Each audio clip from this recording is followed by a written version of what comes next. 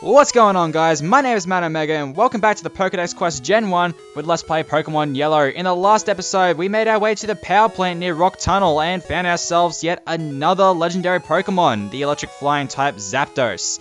And in this episode, we're actually starting near Cerulean City. Now, you may have seen this little cove here while exploring around the city. You can actually get here by surfing south from Route 24. And there's a cave entrance here with this guy here. Now, yeah, I'm a bit disoriented at the moment. But this guy explains to you that Cerulean Cave here. It's and the Pokemon in there that are not just strong, they are horribly strong. So strong that they won't let anyone but the champion in there. Now, this episode is being handled a little bit differently because I actually lost the commentary for this episode. Either Audacity failed to export it, or it got corrupted, or something like that, but I lost the commentary. So this entire episode is going to be brought to you in stunning post-commentary, and we're starting off the episode by coming over to here to fight this trainer here, because you may not even know she even exists. She's kind of tucked away, and like given that is at the top of the ledges here just outside of Cerulean City, this is the only way you can actually come over and battle her. So yeah, a little bit out of the way, so we're going to give her some attention, because she's probably been waiting here a very, very long time, and there's not going to be many people that actually go out of their way to fight her. Now, her team pretty much consists of the Mushroom Pokemon. She has 2 Paras and a Parasect, all of which I take care of pretty easily.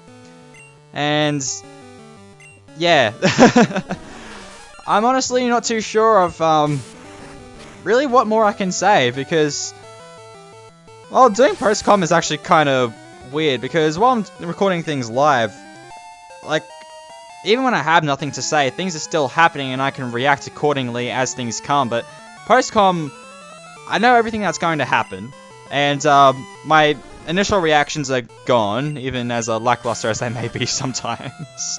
And that, and I'm just kind of pissed I lost the recording in the first place. I really don't know what happened. Oh, well.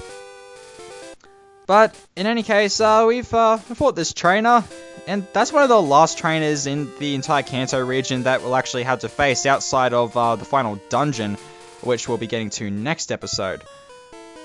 And, well, other than Cerulean Cave, of course, we can't do that till we've become the champion, which we'll do, eventually.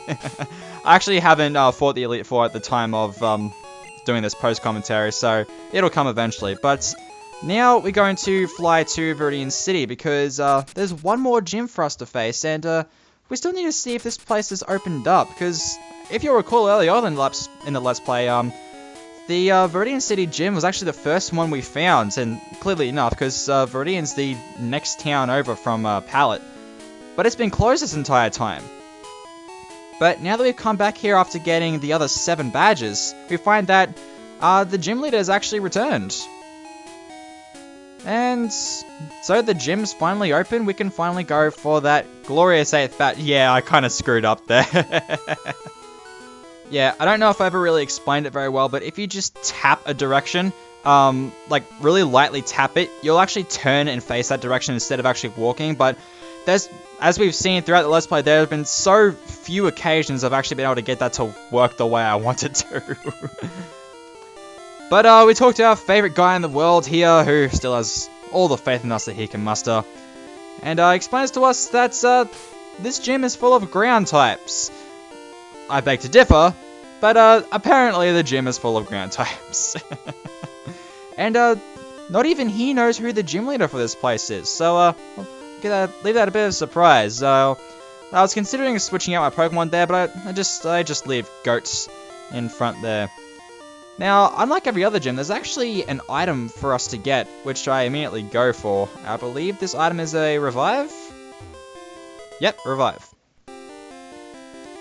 And yeah, that's about it. You're only a gym with an item, and that's the only item. Now, this gym brings us back to some familiar territory, because for whatever reason, it brings back the spinning tiles gimmick. Which I guess you could consider a little bit of foreshadowing for something we're about to uncover. Now, the reason I beg to differ about the so-called ground type specialty of the gym is because you got black belts like this guy with their fighting types. I really don't know what's up with some of the gyms in this region. They have a specialty type, and just some of their trainers just they don't roll with it. I still think it's at its worst with the Fuchsia gym, because how many poison types did you actually see in that gym? I saw mostly psychic types in there and the occasional ground type, both of which are stronger than poison, I may add. And the Saffron gym wasn't too much better because, yeah, it had more psychic types in there just to fit with the specialty, but how many ghost types have we run into in there? I mean, really. You have a type. Stick with it. Please. Otherwise, what's the point of having gyms specializing in a particular type in the first place? Although, if every gym just, if every gym were more like just your regular run-of-the-mill battles where it's not a specific specialty, and they actually have a, like, very diverse team, it'd be a lot harder. But I guess it would be the smarter option, at least for as far as training is concerned. Which is kind of why we're one of the best in the land, because we actually go out of our way to diversify our movesets. Although, I have heard of people doing specialty runs of games before, just sticking with one particular type. Which is something I've actually yet to do. But it sounds pretty interesting. I mean, I can imagine an electric type only run of a game would be pretty fun, but it may also be one of the easier runs because electric only has one weakness. Then again, so does normal, but normal is also ineffective against some types like rock and starting next generation steel. And I guess that's one thing I need to do, because there are a lot of specialty runs of Pokemon out there, and pretty much all of them I've yet to fully experience for myself. Like, there's been a couple of times I've started a Nuzlocke run, but never really finished because I got sidetracked with something else. I wouldn't mind trying again, but that'll have to come later because I won't be doing any Nuzlocke runs for these LPs, at least not for now, until I'm, like, fully caught up with the generations, which, bear in mind, is probably going to take a fair few years at this rate. But I wouldn't be opposed to the idea of recording a Nuzlocke run. It actually let me finish one for once. And although by the time I actually do completely catch up with the current generation, I feel like actually going back to any other game to do any kind of specialty run like that would be kind of redundant. I feel by that point people would probably be sick of me playing Pokemon. Yeah, again with the fighting types. I mean, fighting's not strong against ground by any means, but most ground types are paired with rock, so it's kind of the same thing. I'm pretty sure at this point I just said fuck it and I'm just like, just psychic. Psychic. Oh no, my mindset was that, my initial mindset was that, you know, fuck it, I'll just bring out Shikamaru, but then he was all like, oh, use the next attack. I'm just like, you're an idiot. You deserve this. Psychic. If you couldn't tell, I really don't care for the X items. Now, that's not to say the X items can't be used effectively, because you can. Just for the way I've always played Pokemon, I consider them a waste of a turn. I mean, that's a turn I could easily be using to do damage. Or, if I really want to incorporate the increasing of my stats into my moveset, I'll have a Pokemon with Sword Stance. Or something like that. Sword Stance is actually a really good move, by the way. I do like Sword Stance. And other than that, I just find no use for them. They're not even good for selling either. Because they don't sell for very much at all. Unlike something like even TMs that I find no use in, they at least sell for I think the lowest price for TMs are around $1,000 in this game. Or 1,000 Poké Dollars. Whichever one it is. I'll probably just call them bucks anyway, just, you know, because. But even the most useless of TMs sell for more than just about any X item. It's best just tossed on the ground. But some people here are just like, no, I'll use them. And then they regret the decision immediately because I use that turn to attack in full force, and most of the time, one-shot them. That was a turn they could have used it to their advantage to actually do some damage against me, and they didn't take the opportunity. You know, I think this is like... No, I actually wasn't paying attention. This is probably... Yeah, I think this actually is the first ground type we've seen yet. Maybe. Or was it? Oh no, did we see a Nidoking before? I don't know. I really wasn't paying attention, sorry. It's like, I've been through all this before, and I'm only coming back because Audacity decided to fuck up on me. And like, I'm still pissed about that, by the way. Audacity, what the fuck?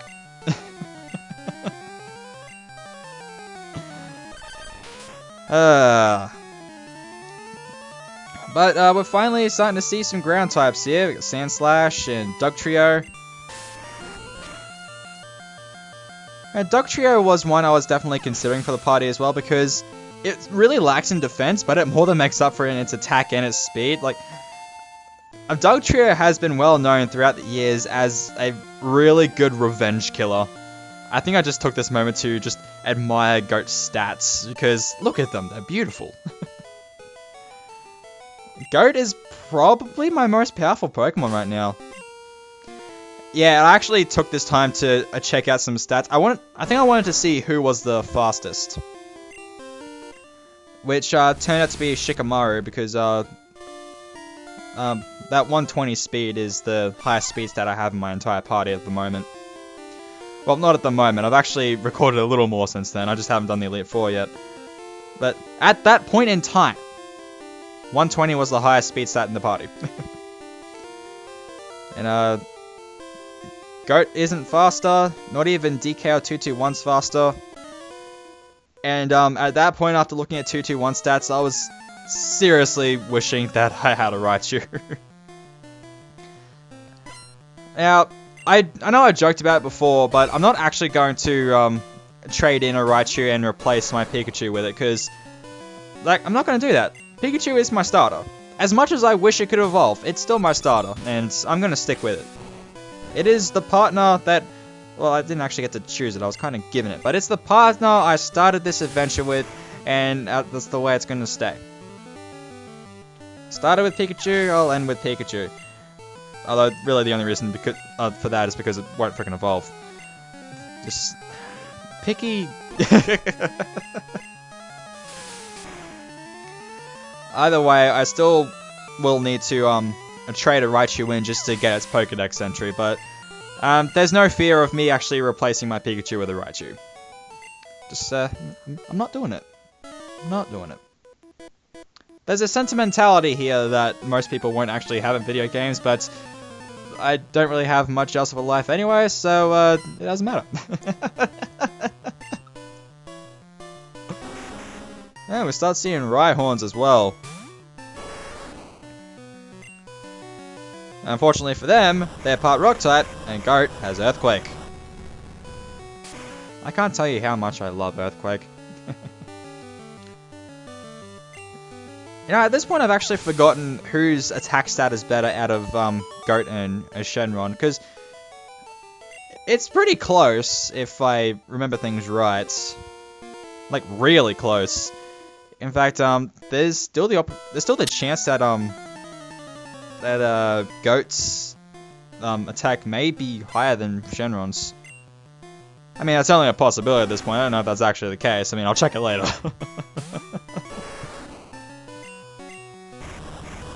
But it's like I said before, a very offensive Pokemon with Earthquake, and that's just one of 3 things I have, which mean I've already won the game. That, plus a Gyarados, and an Alakazam with Psychic. The Alakazam doesn't need Psychic. It just needs a Psychic type move, and that's it. It wins. Alakazam's just that powerful. Well, now I think about it, Shikamaru hasn't exactly been seeing too much action as of late. And there's the gym leader, and he's looking awfully familiar. Am I gonna go up and talk to him yet? Alright, so I'll switch my party around here. Or do I? I don't.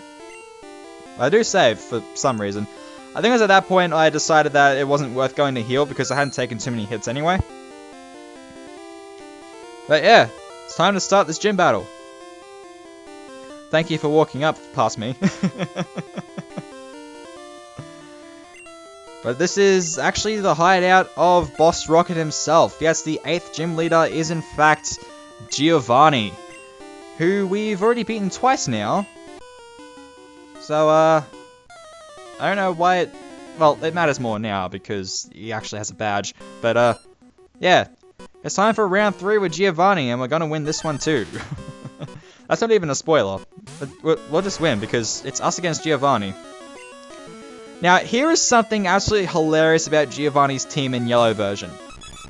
His Dugtrio can't do a goddamn thing to a flying type.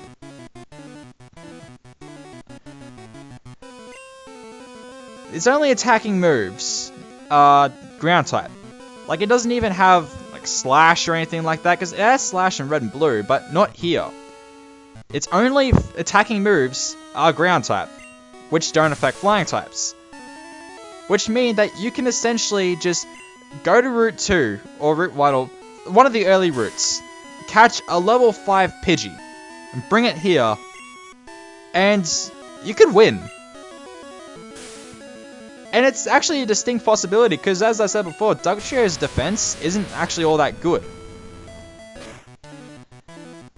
Well, you also need to be lucky enough that it can actually take out all of its health before it wastes all of its PP on all of its moves and starts struggling you to death, but other than that, there's nothing that thing can do to a flying type. A level 5 Pidgey could win that battle. But it goes down easily to Huge Roar, which I brought out just to show that point. And next he brings out Persian, which isn't a ground type, but then again, this version is pretty much built on all of its homages to the anime. So of course, Giovanni has his Persian. And there's a lot of missing going on here. I don't think either DK or Persian knew exactly what they were doing during this little fight. But there goes the Fury Swipes. And Persian goes down. And fights like this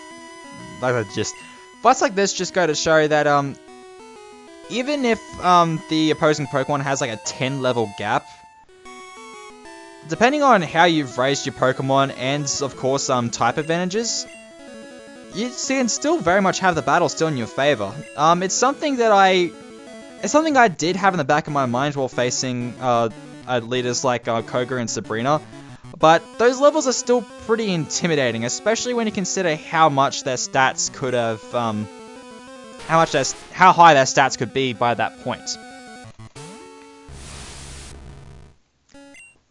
So I bring out Shikamaru here because Nidoqueen is also part Poison type, and I just felt like wrecking its shit. Which I don't end up doing, because Nidoqueen is actually fairly defensive. And this is a bit of a problem for me, because as I've stated before, Alakazam is about as frail as a sheet of glass. A very thin one at that. And somehow I was able to survive that.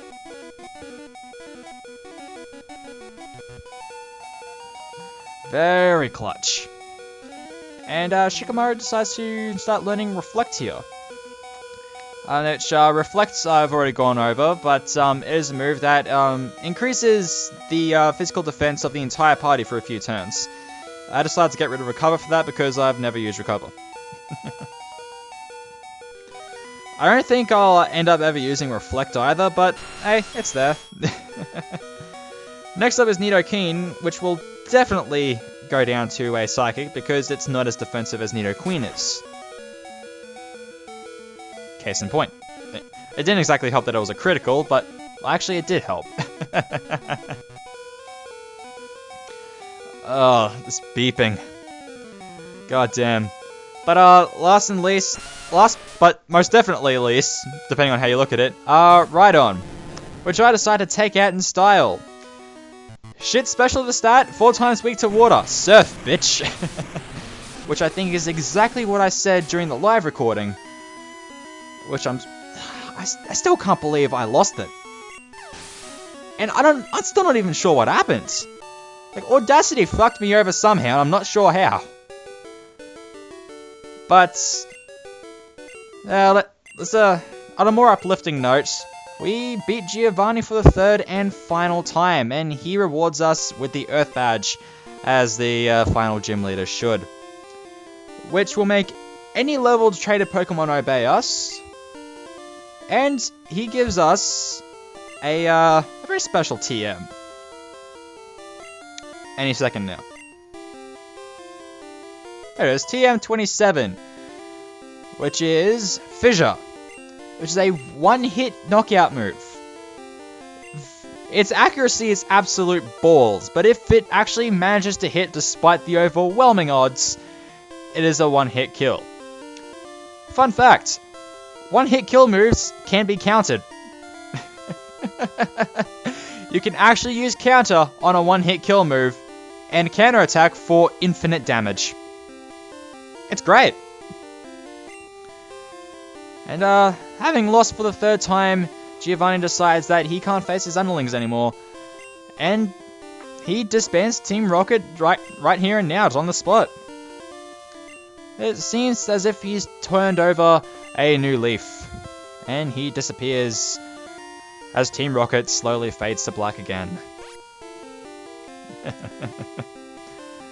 I mean, he might have turned over a new leaf, and I'm not sure how that turns out. But on our way out, we of course do the most important thing, and we go and talk to our favourite guy in the world. And it means more than ever now, because we have the very last gym badge. Which he doesn't actually acknowledge, because he's still shocked by the fact that Giovanni was actually the gym leader. And that's all he has to say. But you know what? Because it must have been such a shocking revelation for him, I'm willing to forgive that.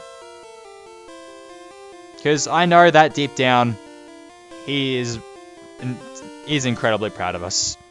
He's our favourite guy in the world, after all. Look at that! All 8 gym badges. And you know what that means? That means it's time to take on the Pokemon League.